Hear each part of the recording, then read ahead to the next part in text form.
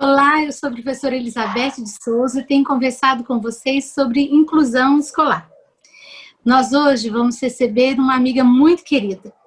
Ela é mãe de um casal de filhos maravilhosos. E ela vem compartilhar conosco os seus desafios, as suas vitórias, a sua trajetória nesse momento que nós estamos também de pandemia e tudo o que aconteceu desde o início da sua maternidade. Então, com vocês, a minha amiga Mônica, eu vou pedir que ela se apresente de uma maneira mais formal para a gente começar o nosso bate-papo. Mônica. Boa tarde, meu nome é Mônica, eu sou mãe do Pedro, que tem epilepsia e deficiência intelectual, e sou mãe da Helena também, uma menina de 9 anos, que é considerada típica, mas também a gente não deixa de ter os desafios com essas crianças. De jeito nenhum, né? Hoje eu estava atendendo outras mães e a gente falando desses desafios, né? Não é só a mãe da criança atípica. A mãe da criança típica também passa por todos os desafios, né? A maternidade é um coração exposto do lado de fora do peito. Mônica, verdade. Nós viemos de uma série conversando com a Lúcia Marins sobre deficiência intelectual e ela falou sobre algumas causas possíveis. E eu lembro que você comentou que do Pedro não teve causas. Foi isso mesmo? Como foi a gestação dele? Então, assim, minha gestação foi tranquila, foi tudo normal, né? Ele nasceu de 39 semanas, nasceu bem.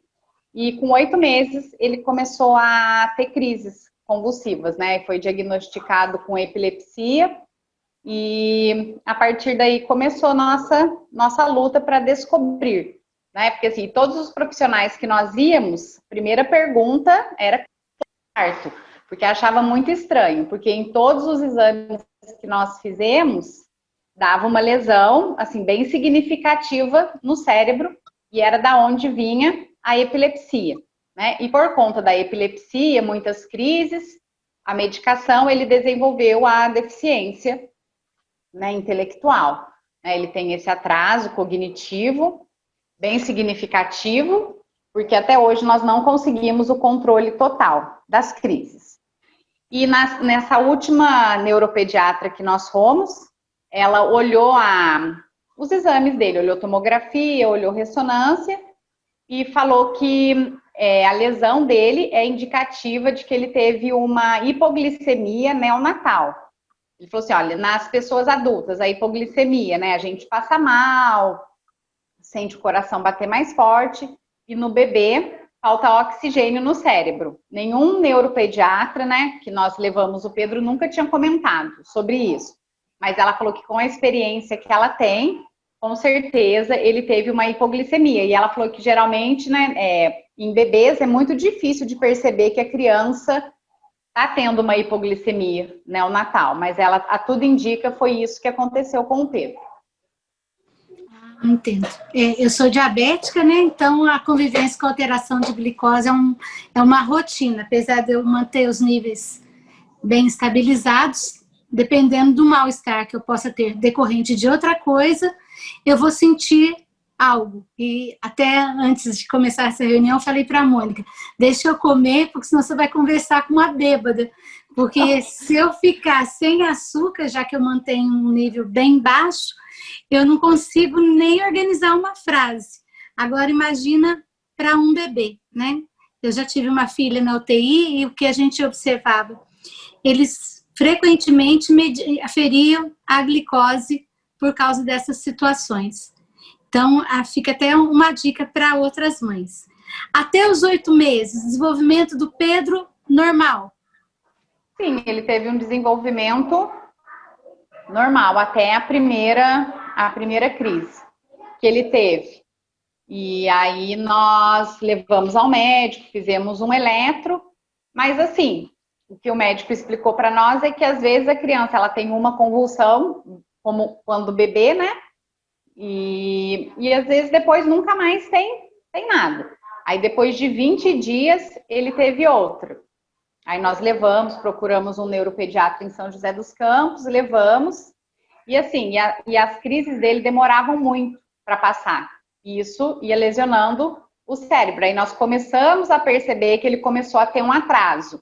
Ele demorou para falar, foi demorando para andar, e a gente percebia também que afetou a visão dele, né? Ele não conseguia enxergar coisas que estavam perto dele. Às vezes uma bolinha caía do lado dele, ele ficava desesperado procurando. E eu levei vários oftalmos aqui na cidade, todos falavam que ele não tinha nada. Nós conseguimos resolver a questão da visão quando ele estava com 5, 6 anos, que nós descobrimos uma médica, a doutora Vilma, oftalmo, em Taubaté. E ela é mãe de uma criança especial, então ela olhou para o Pedro com outros olhos, né? Aí nós conseguimos o diagnóstico e descobrimos que da vista direita ele enxergava só 20%. Com as crises ele foi perdendo, né? Não foi perdendo a visão, né? Ela falou que é dentro do cérebro, né? Ela explicou pra gente. Né? E aí ele começou a fazer o uso do tampão para ver se a gente conseguia recuperar um pouco dessa visão perdida dele, porque ele tinha muita dificuldade. E ele tinha também uma doença que chama nistagmo, que é onde como o olho não consegue focar, ele começa a bater e a criança não consegue enxergar. Então o Pedro esbarrava muito nas coisas, deixava cair muitas coisas, não conseguia, na escola ele não conseguia enxergar direito. Então foi bem complicado, até a gente encontrar a doutora Vilma. E depois disso, com o uso do tampão, nós percebemos que com o passar dos anos, com o crescimento, a visão dele deu uma estabilizada boa. Assim, hoje ele ainda tem um pouco de dificuldade, mas é bem menos. Ele conseguiu recuperar um pouco da área... Beth, ele recuperou sim, não foi tudo, mas hoje a gente percebe que com os testes, né, que ela faz, a gente leva ele a cada 6 meses. Nós tivemos uma recuperação significativa da visão. Olha que coisa boa. Hoje a gente fala em neuroplasticidade, né? As convulsões Sim. do Pedro, com certeza, elas prejudicaram áreas do cérebro. Mas ao mesmo tempo que ele é estimulado, seja pelo uso de tampão, por outras terapias que vocês vão fazendo, o cérebro consegue encontrar novos caminhos.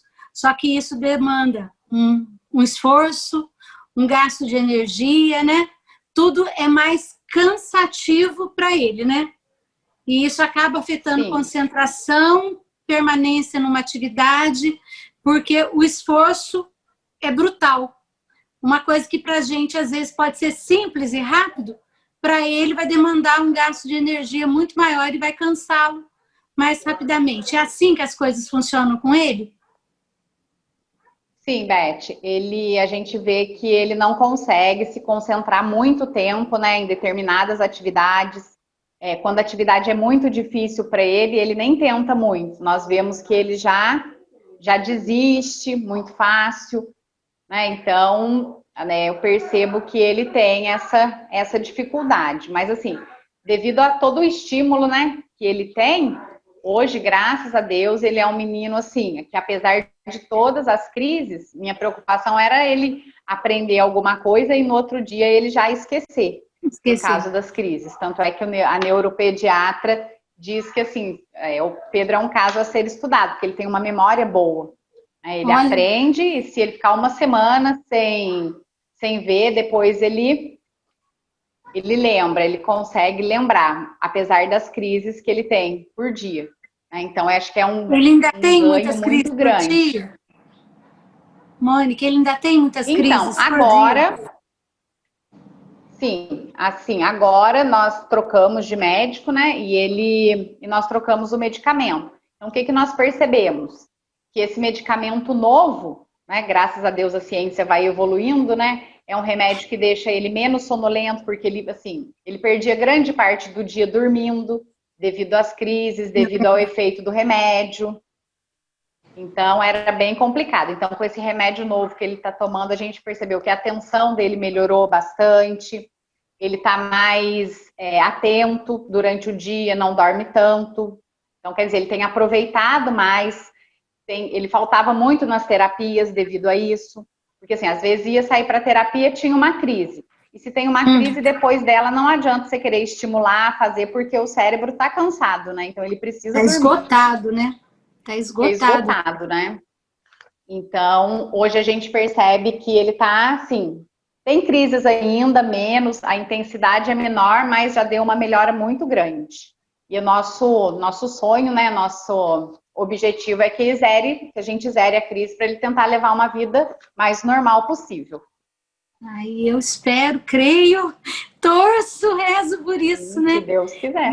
Se Deus quiser, porque você e seu marido são uma família que tem buscado, né, incessantemente essa qualidade de vida para o Pedro, né?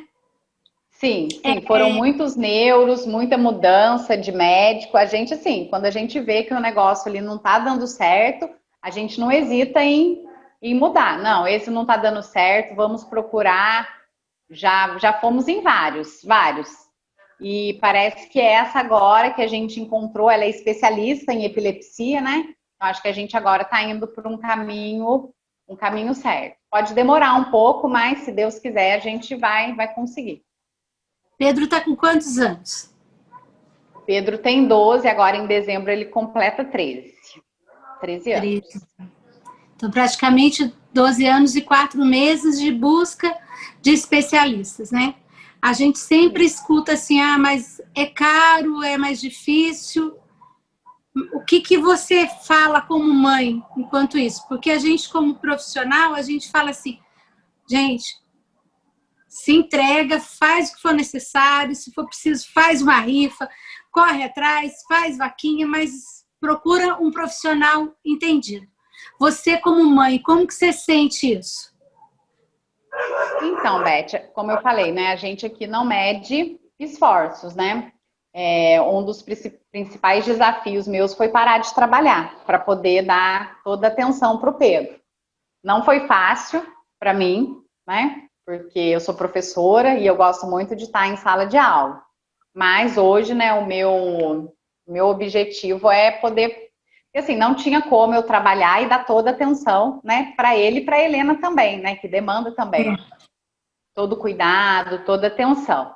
Né? Então, como a gente leva o Pedro em São Paulo, eu precisava faltar muito, né, na escola, porque quando as crises não estavam controladas, a gente precisava ir sempre, né? E a gente acaba deixando de fazer muitas coisas, porque assim, não é um tratamento barato, os remédios não são baratos, né? A gente gasta bastante em medicamento com ele, tem as terapias. Então, eu acho assim, a família, ela tem que ver, né, o que é prioridade. Para nós, hoje, o que é prioridade é o Pedro. Então, nós deixamos, né, de fazer muitas coisas para ele poder ter esse tratamento. Eu acho que é a realidade de muitas famílias, né? Porque, infelizmente, a gente não pode contar muito com o nosso sistema de saúde. Né? Nós não temos tantos profissionais capacitados, igual o Cruzeiro. O Cruzeiro não tem um neuropediatra. Né? Eu acho que a maioria das mães tem que sair daqui para poder levar os filhos. Então, isso é uma coisa bem complicada. E a gente sabe que não é barato. É uma luta, acho que para todas as famílias. Né? É uma luta muito grande, porque toda vez que exige deslocamento, há uma dificuldade, né? A gente, para trazer pelo sistema de saúde, precisa ter um atrativo financeiro que geralmente não é possível. E ao mesmo tempo que, por ser uma cidade menor, não se torna um centro de referência, né? Então, se algum neuropediatra estiver nos ouvindo, eu tenho um aluno agora que se formou em psiquiatria, que eu já falei para ele voltar para Cruzeiro, por favor, se especializar em psiquiatria infantil e voltar para cá, Leonardo. Volte, né, Beth, por favor, né? Volte, por favor, Léo, Márcia, você vai nos ouvir, fala para o Léo avisar os amigos dele, que é o que a gente espera, que a gente tenha. Por a gente não estar perto, mas não é tão perto de Taubaté ou de São José, que tem um núcleo maior de especialistas, a gente acaba necessitando e ficando com situações assim mais complicadas, né? Os neuros geralmente acabam atendendo as nossas crianças, tentando fazer o que é possível, mas ainda falta para nós um neuropediatra, né, mais próximos de nós, A gente espera que com esse compartilhamento das necessidades das pessoas com transtornos e deficiências, que os especialistas na área da medicina também se multipliquem e venham nos lugares que eles são necessários, né? É o que a gente quer demais. Porque nem toda família vai ter o recurso de poder ir, né? De poder juntar forças, dinheiro, né? Tempo, poder dedicar um trabalho, né? De um dos pares para poder cuidar.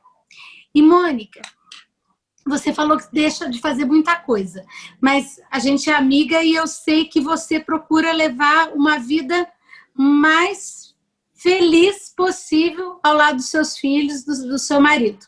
Né? E quando eu falo felicidade, não é gasto de dinheiro, não.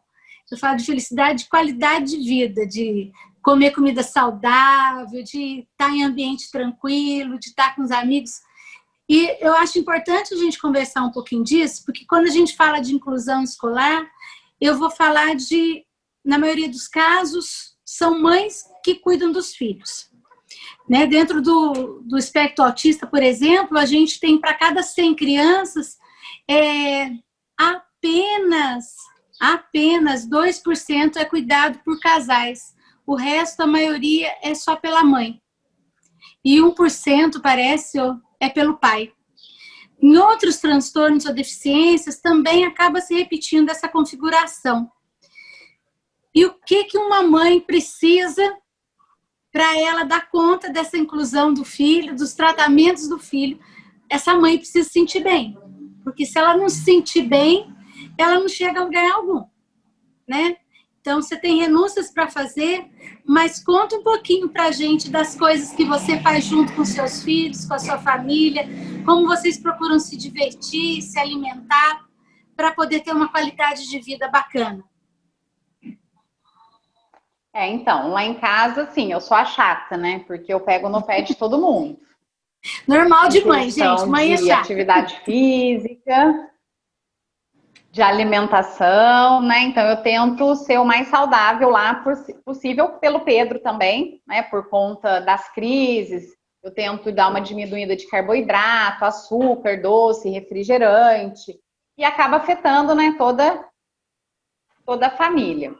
E assim, a gente procura se divertir junto em coisas simples, igual onde eu moro ali tem uma pracinha, então de manhã a gente vai, toma um sol.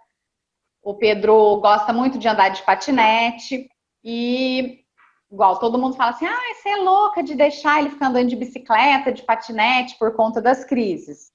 Mas, assim, eu acho que ele tem que viver a vidinha dele também, né? Então, a gente faz com toda segurança. Ele vai de capacete, eu sempre do lado dele. Né? Tem gente que vê, deve pensar assim, quem não conhece, nossa, essa mãe deve ser neurótica para andar do lado do menino sempre, né? Mas não. Então tem que ter todo um cuidado. Outra coisa que o Pedro gosta muito, que não é compatível com ele, é água, piscina. Ele gosta, eu deixo ele nadar. Tem o sítio do meu pai, que ele gosta muito, né, que é bem meio do mato mesmo, é ar livre, então ele gosta bastante. À medida do possível que eu posso, eu levo ele, que lá ele está em total liberdade. Ele nada no rio, corre, brinca, mas sempre com todos os cuidados necessários. A gente sempre por perto, sempre olhando, né? Meu marido confeccionou um capacetinho para ele de EVA, por conta das quedas, porque muitas das crises que ele tem é de queda, ele tá em pé e de repente do nada ele dá uma desligada, ele cai. Então é bem perigoso. Então meu marido confeccionou.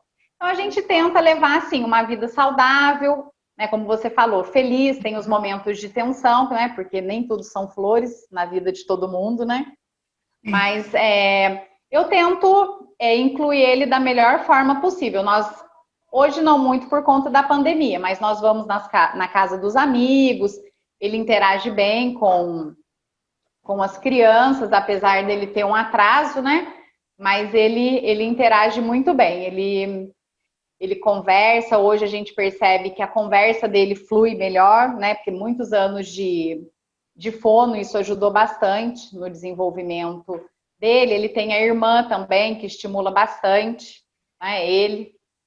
Os dois brincam bastante juntos. Ele gosta muito de chamar ela para as brincadeiras, então é a companheira dele. Ela já aprendeu a cuidar, assim, dele, ela sabe quando ele tem crise, ela me avisa ou ela segura. Então, é bem. E, assim, meu marido, ele tenta participar no máximo que ele pode. Ele participa, ele faz questão de estar em todas as consultas, né? Quando nós vamos fazer os exames, ele está sempre presente junto com a gente. Isso é muito importante. Até um dia desse reclamaram. Que dia que você vai chamar os pais? Eu tô louca para fazer a reunião com os pais, né? O bate-papo com eles. A presença dos pais que a gente tem visto agora, graças a Deus, pelo movimento da caminhada inclusiva, pelo movimento do Grupo Conhecer, a gente tem visto aumentar e estreitar os laços, até mesmo entre as famílias, né, de pessoas com transtornos ou deficiência. E isso tem sido muito bom. Hoje eu vou compartilhar com você. Eu tive uma reunião de trabalho e convidei o Diego, que foi um aluno meu há muitos anos, quando eu era mediadora ainda de sala, e a gente tem essa amizade, ele já está com 35 anos, e ele mora no Movisô, que é próximo daqui, né, um bairro da cidade vizinha. E ele falou assim, tia Betinha, meu sonho é ter a caminhada inclusiva aqui no Movisô. O Diego tem paralisia cerebral, mobilidade reduzida, problemas na articulação da fala, porque toda essa parte do rosto dele foi comprometida pela paralisia, né? E hoje ele participou das 2 reuniões que eu fiz na rede aqui, falando, né? A mãe dele foi nossa intérprete, não porque ele não fala, é porque a gente não entende a fala dele.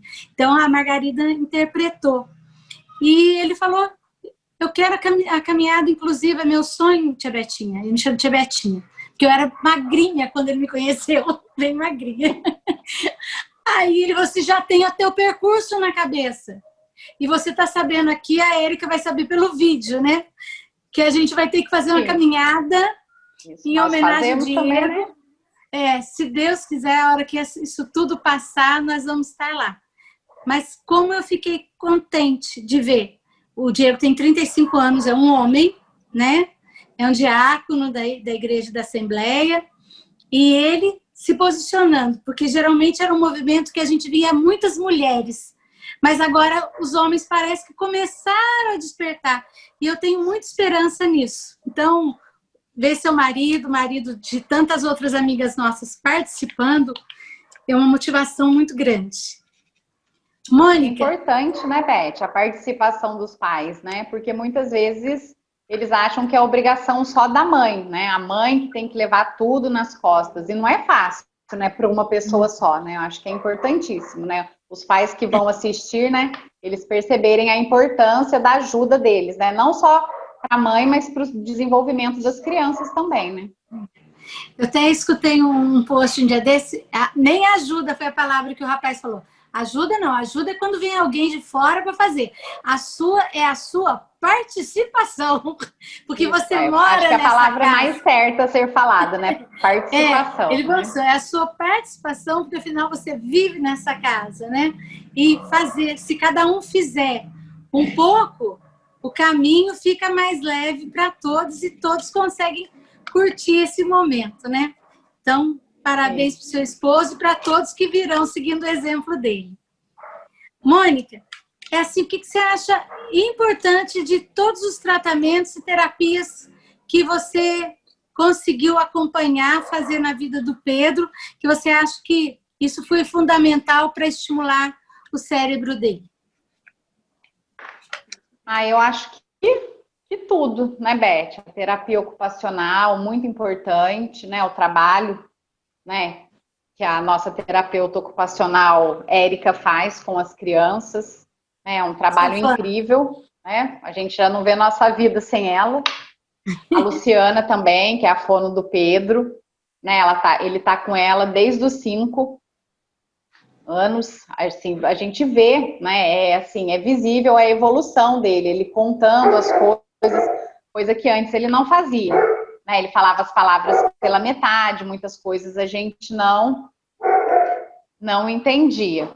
E eu acho muito importante para o desenvolvimento de todas as crianças, né, essas terapias. Ele faz psicólogo também, né? Porque o Pedro, além da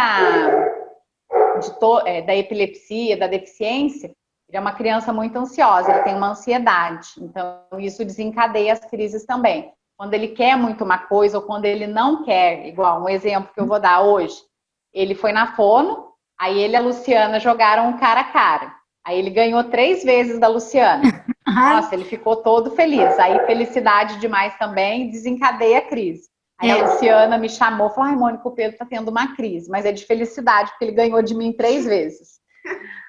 E então, assim, e a psicóloga ajuda ele, né, nesse controle das crises, da ansiedade. Então, foi muito importante essa caminhada que nós tivemos, né, com terapia ocupacional. E a gente sabe que é importantíssimo isso para o desenvolvimento deles, né? Porque tem um atraso e isso vai ajudando o estímulo, né? Estimulando as nossas crianças. Hoje a gente conversava também a respeito da perseverança naquilo que a gente deseja com o filho ou com o aluno, né? Esse mesmo rapaz, o Diego, ele, para estudar o colegial, o pai dele subia as escadas com ele, teve que estudar à noite, porque mobilidade reduzida, e as pernas dele se dobram de uma maneira assim bem peculiar, não tinha acesso, o pai subia. A mãe andava 40 minutos no sol quente, empurrando uma cadeira de rodas para ele frequentar a escola. E às vezes eu escuto assim, tá um solzinho mais forte, depois do almoço ele não pode fazer, porque ele não pode tomar um solzinho. Ou ela não pode tomar um solzinho. Então a gente vê assim a perseverança, você falar, né, desde os 5 anos, né, praticamente esse tempo todo. Isso exige perseverança, persistência, né, Mônica? Sim, porque é assim, a correria, as mães, né, que vão assistir, que têm os filhos atípicos, sabem, né, como é. É uma correria a semana inteira, né? É aula, é terapia ocupacional, é fono, é psicólogo, tem crianças que fazem psicopedagoga, né? Então é uma correria a semana inteira, tem que ter muita perseverança. Igual a Érica, o Pedro faz desde os 3 anos. Nós paramos um tempo, mas logo ele retornou. Mas, como eu falei, é corrido a semana inteira, mas é uma correria que vale a pena, porque a gente vê o desenvolvimento deles, né? É para eles isso, é muito importante. É mesmo. Eu já acompanhei casos que não tiveram um tratamento semelhante ao do Pedro, né?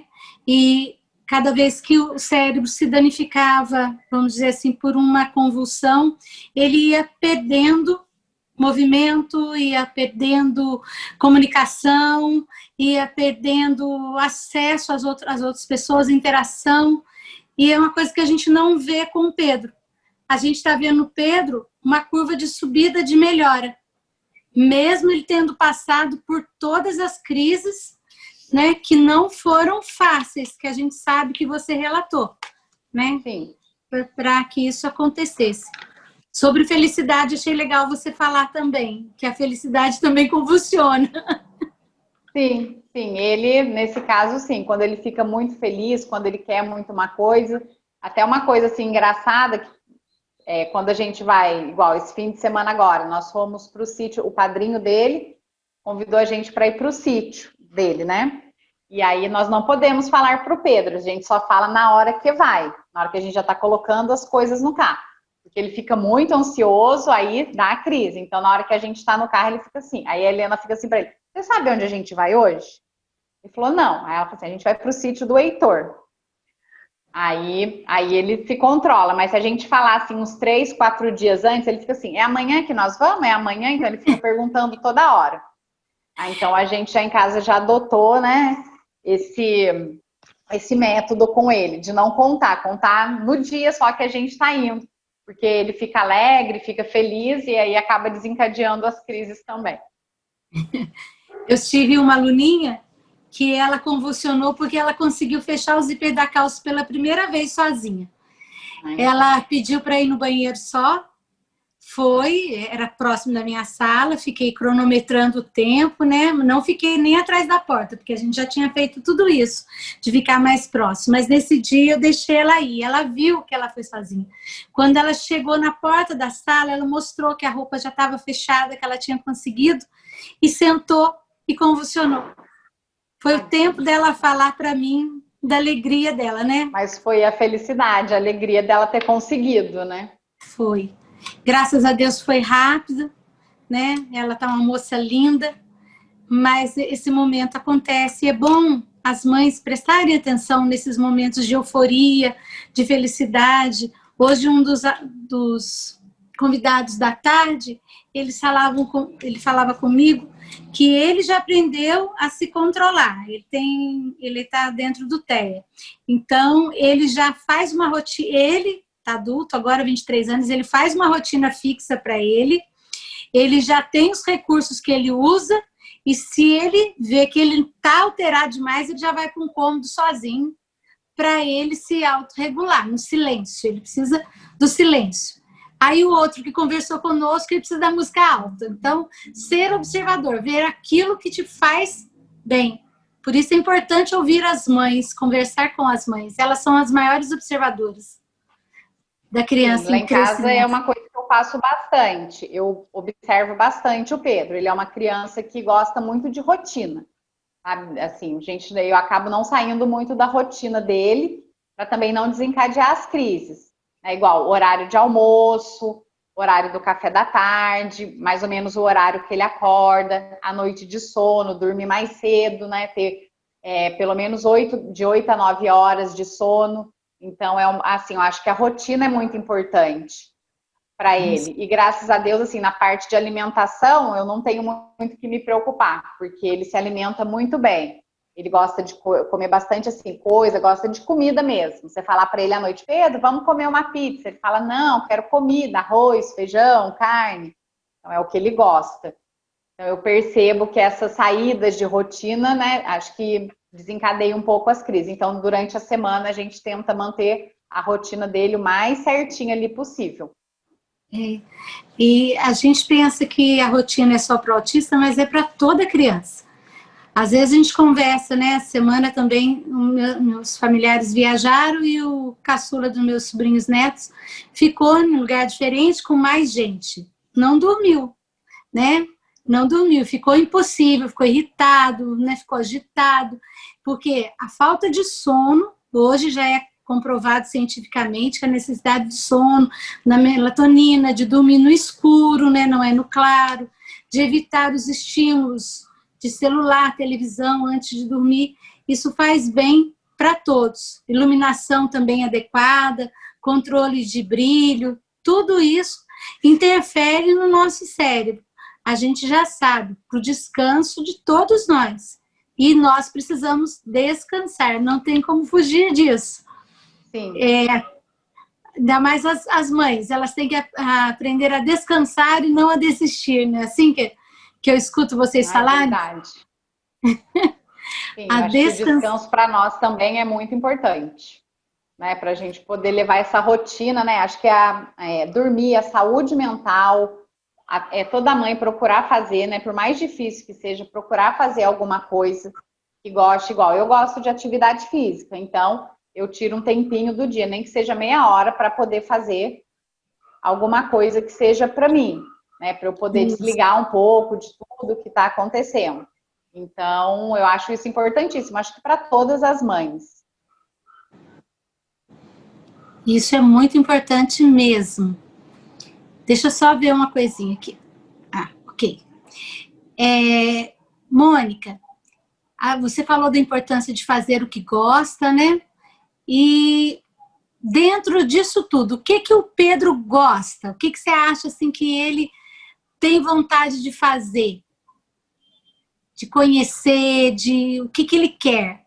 Tem alguma coisa que ele tem um desejo maior? Coisa que ele tem preferência? Como você vê isso nele? Então, o Pedro é uma criança, assim, simples, né? Ele gosta muito de, assim, coisas que ele gosta de fazer dele, a preferência dele desde bebê, não sei de onde saiu isso, ele gosta muito de carro. Muitas vezes a gente fica horas sentado na esquina, ele fica vendo os carros passar, ele gosta de saber as marcas dos carros, né? Então é uma coisa que ele gosta bastante. E assim, a gente tem um pouquinho de de receio, porque ele fala que com 18 anos ele vai tirar a habilitação, que ele quer dirigir, né? Mas a gente não sabe como vai ser. Pode ser que ele consiga, né? Nada é impossível. Mas, assim, é o gosto que ele tem bastante. E o Pedro é um menino, assim, aventureiro. Ele gosta de andar de patinete, gosta de andar de bicicleta. Ele não, assim, música, essas coisas, ele não é muito chegado, não. Mas, assim, a preferência, ele gosta muito de água, de nadar, de piscina, né, de rio. Ele gosta muito de natureza, de sítio. E, assim, são as preferências dele. Ele gosta bastante dessas coisas. Eu perguntei isso com um propósito, né? Eu tenho conversado por onde eu passo que antes da deficiência, do transtorno, da convulsão, vem a pessoa que tem gostos, desejos, né, vontades. Hoje ainda escutava que faz arte, que apronta, né? Uma mãe hoje falava para mim que o dia que uma professora colocou o filho dela, deixou ele de castigo, não sei porquê, aí disse que a professora chorava e ela na escola junto. O Diego tinha aprontado uma e a professora chamou a atenção dele. Aí a Margarida sabendo, a Margarida acompanhando, ela falou assim, a professora Beth chorava tanto, mas chorava tanto na diretoria, com pena. E eu explicando para ela, não, você tem que ser firme com ele, porque ele fez errado. Mas a professora, coitadinha, apavorada. Aí a Margarida falou, não, quando ele fizer coisa errada, vou chamar atenção e você precisa, a mãe explicando para a professora, né, sim, que ele precisava ser advertido de certas coisas, que não é porque ele tinha uma condição, que aquela condição o desculpava de fazer as artes que qualquer criança, qualquer menino ia fazer, né? Então ela explicava isso pra gente. Saber que é uma pessoa que vai ter gosto, que vai crescer, né? Que vai namorar, que vai ter vontade de sair, de ir para outros lugares, dirigir, como o Pedro, né? E a gente espera que até lá essas convulsões estejam controladas e ele consiga fazer isso, né? De uma forma segura, se Deus quiser. Sim, se Deus quiser, né? É o que essa mãe fez, a Margarida, tá certíssimo. É o que a gente faz também, né? Não é por causa da condição do Pedro. Quando ele apronta, ele fica de castigo, às vezes fica sem TV, às vezes eu deixo ele sem tablet. Muitas vezes ele gosta de pregar peças na irmã dele, né? Porque assim, minha filha Helena, ela é muito medrosa. Então ele se esconde no escuro, dá susto nela, ela chora, eu ponho ele de castigo, chama atenção.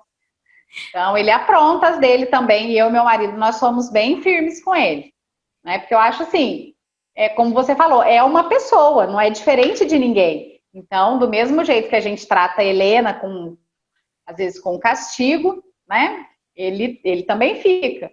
A gente tira alguma coisinha que ele gosta por algum tempo, para ele aprender que ele não pode fazer aquilo, que é errado. E assim, ele cumpre direitinho. É honesto, segue a risca. Sim.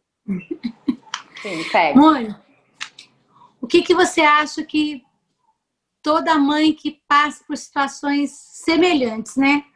Iguais nunca são, né? Cada um tem uma experiência de vida.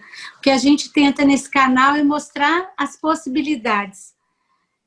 Em questão de estímulo, né? Das suas tentativas de estimulação em casa, de participação, aquilo que você gostaria de compartilhar com outras mães, né? O que você acha não pode faltar naquilo que a gente for fazer pelos nossos filhos? Qual que é o seu recado? Então, qual que é a sua dica? Então, eu acho que assim, é como eu falei agora há pouco, né? Eu acho que toda criança, né, que é atípica, dentro das suas limitações, ela tem que ser testada. Todos os dias tem que ser estimulada. Igual, eu acho que toda mãe deve tentar, né? Tentar as terapias, tentar tudo que estiver dentro do alcance dela para ajudar o filho. Acho que o estímulo é muito importante, não só nas terapias, mas eu acho que o estímulo dentro de casa é essencial. Assim, o que nós queremos hoje para o Pedro é que ele seja independente, que ele faça as coisas sozinho, né? Porque, infelizmente, a gente sabe que nós não vamos estar aqui para sempre, né, Beth? Para poder cuidar igual a gente cuida, né? Então, eu acho que essa é a independência que eu quero para ele. Então, em casa, nós estimulamos ele me ajuda com a roupa, igual, nós viajamos no final de semana, fomos para o sítio. Aí eu falei, Pedro, hoje você vai desfazer sua mala. Ah, eu não sei. Eu falei, você não sabe, mas você vai aprender. Então, a mamãe vai ajudar você. Aí fiz ele abrir a mala, ele tirou eu falei, primeiro a gente tira a roupa, separa, ele separou bonitinho, guardou mais ou menos meio bagunçado, mas já é um começo. E da próxima vez, aí eu fui mostrando para ele, e da próxima vez, com certeza, cada vez, porque o que eu percebo, coisas que o Pedro não fazia, e que ele foi estimulado igual, tomar banho, ele não conseguia tomar banho sozinho. Hoje eu fico no banheiro com ele, eu sento no vaso sanitário e ele fica sentadinho dentro do box. Ele vai lá, pega o sabonete, se lava. Então, quer dizer, é um ganho já que nós tivemos. Escovar os dentes, são coisas do dia a dia. Que a mãe tem que estimular o filho a ser independente. Eu acho que isso é importantíssimo, é uma coisa importante, não só para nós, mas para eles também. Né? Com toda a paciência, às vezes a gente perde a paciência porque a gente é ser humano. Normal. Né? Então, é normal, né? Tem dia que a gente está mais atarefada, mais irritada, né? Mas eu acho que com amor, com carinho, aos poucos a gente vai conseguindo chegar aos nossos objetivos, né? Com todas as crianças. Eu acho que com todas são capazes, né, de aprender. O ritmo é diferente, como você falou, é diferente, todas as situações são diferentes. Mas é uma coisa que eu acho muito importante, é o estímulo. O estímulo não só fora, mas dentro de casa principalmente. Porque assim, a terapia, a criança vai lá, é 1 horinha, 2 horinhas no máximo. O negócio é em casa mesmo. Eu acho que tudo que a profissional ensinou para você faz isso dentro de casa. Eu acho isso importantíssimo. E é mesmo. Hoje eu conversava com a Cida, que é a mãe da Carol, né? A Carol é uma moça que tem síndrome de Down, terminou agora um curso na faculdade de massoterapia, acho que é isso a pronúncia correta, modelo, ajuda a mãe na confecção de salgados, porque agora mudou, fechou o lugar que elas trabalhavam, mas ela está trabalhando em casa. Então, a mãe falou o seguinte, que todos os dias, a menina foi alfabetizada com 5 para 6 anos. Todos os dias, tudo aquilo que era feito na escola, eles repetiam em casa. Então, além da tarefa, ela dava o reforço daquilo que foi estudado na escola. Ela falou assim, fez isso com a filha dela, com a Carol, que tem síndrome de Down, e fez com a outra filha. Era um procedimento que ela utilizou para educar os filhos. Tudo que ela aprendia fora de casa, ela fazia o reforço dentro de casa. Então, isso foi muito importante para a vida da Carol. A Carol anda de metrô em São Paulo, vai para as feiras de automóveis, lá ela é modelo, ela está trabalhando assim. Então, isso é muito legal, você falar desse estímulo do dia, né? Aprendeu na terapia? Já faz uso em casa. O terapeuta está lá para compartilhar o conhecimento deles e vocês, como pais, reforçarem essas instruções. Então, isso é muito importante. Eu acho que é importantíssimo. Demais, né? E assim, para os professores que atendem as crianças com transtorno, deficiência, você também é professora, mesmo não estando agora em sala de aula, o que você considera, assim, um bom caminho para o profissional da educação que vai atender uma criança com deficiência ou com transtorno? Eu acho que o primeiro de tudo é olhar a criança, né, com outros olhos, né, um olhar de amor, porque eu acho que isso é importantíssimo, né? Eu acho que o professor também ele tem que estimular, eu acho que ele tem que ver a capacidade que o aluno tem, e mesmo o aluno atípico, ele tem a capacidade de aprender. Eu acho que esse profissional, que o professor, ele é a chave essencial para essa criança, né, se desenvolver. Eu lembro que quando o Pedro estudava, né, em escola regular, eu era a mãe chata, porque eu ia sempre cobrar muito. né? Hoje, acho que os professores, eles têm mais conhecimento, né? Eles podem correr atrás de mais conhecimento. A inclusão está aí, né? Para todo mundo ver, quem quiser, né? Nós temos vários cursos, é uma coisa que hoje é muito falada, que antigamente não era. E eu acho que o professor, ele pode. Eu acho que ele pode e ele deve fazer a diferença na vida desses alunos. Porque ele é a chave de tudo, né? Porque a criança passa um tempo na escola, né? Eu acho que se ela tiver esse estímulo, que ela vê que está aprendendo ali do jeitinho dela, né? Mesmo que seja uma atividade adaptada para ela, acho que o professor tem que ter esse olhar. Nossa, meu aluno não está conseguindo fazer desse jeito, então vamos tentar adaptar de um modo que ele consiga fazer para ele se sentir capaz. Né? Então, eu acho que isso é importantíssimo. Eu acho que com esse estímulo, a criança, ela vai querer aprender cada vez, vai se interessar cada vez mais, porque não adianta a criança estar ali, né, só para falar que ela está ali, que ela é uma inclusão.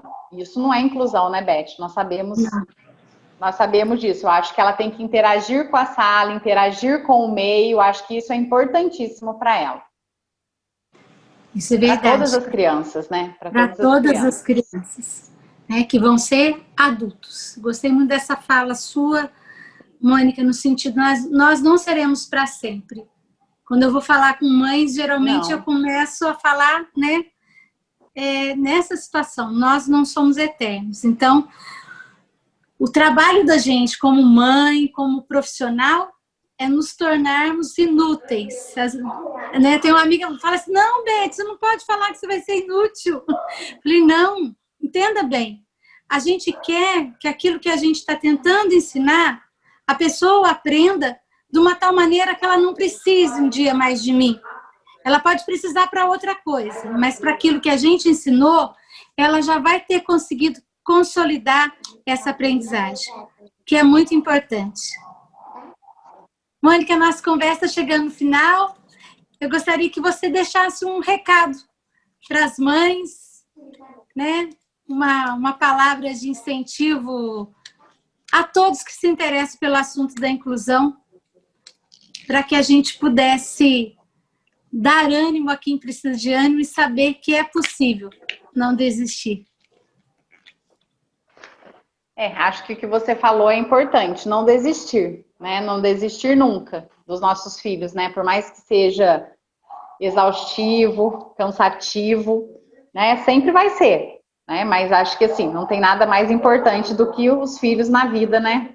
Na nossa vida, né? Que essas mães busquem, né? Busquem o conhecimento, o trabalho que você está fazendo com esse canal, né? É de graça. Qualquer pessoa pode assistir, né? Olha tanto conhecimento. Nós tivemos a Lúcia aí que arrasou nos vídeos, deu uma aula para todos nós. Hoje eu sou da opinião, acho que não aprende, não vai atrás, Beth, quem não quer. Né? Eu acho que os nossos filhos, eles merecem esse cuidado, essa ajuda, esse estímulo, né? E que as mães se cuidem também, né? Tire um tempinho, por mais que seja difícil, peça ajuda aos pais, né, para sair um pouquinho, nem que seja dar uma voltinha ali na praça, uma caminhadinha, se você tiver no quarteirão, que a gente precisa desse tempo também, né? E não desistir nunca, né? A gente tira força, não sabe da onde. Tem dia que é bom, tem dia que não é. Mas eu acho que o importante de tudo é não desistir, né? E lutar sempre pela inclusão, pelos nossos filhos, para que eles tenham, né, um futuro, um ótimo futuro, um futuro brilhante, um futuro melhor do que muitas crianças que infelizmente não tiveram. Né? E esse recado que eu quero deixar para as mamães aí. Mônica, muito obrigada. E eu quero usar você como exemplo de uma mãe que faz rede, né? Que faz aldeia, como eu já vi algumas pessoas dizendo. Você falou, essa ajuda para o papai, para a mamãe, a gente está vendo alguns passando aqui, e você dá uma olhadinha, eu penso assim, olha, tem gente na casa da Mônica, e isso é muito bom, porque a Mônica nunca está só, né? A mamãe, o papai, eles precisam dessa rede. Ah, avó, que delícia chamar a avó. Ter alguém... Ter Então, hoje alguém eu nem tô na minha casa, Beth, eu tô aqui na casa da minha sogra, eles estão aqui com os avós. Sai um pouquinho, vai passear. Isso é tudo de bom. E a rede de amigos, né? Estabelecer o que você falou, Sim. rede de amigos, para que ninguém esteja sozinho. Às vezes eu encontro algumas mães que falam assim, não, eu não levo o meu filho para lugar nenhum. Ele só fica comigo.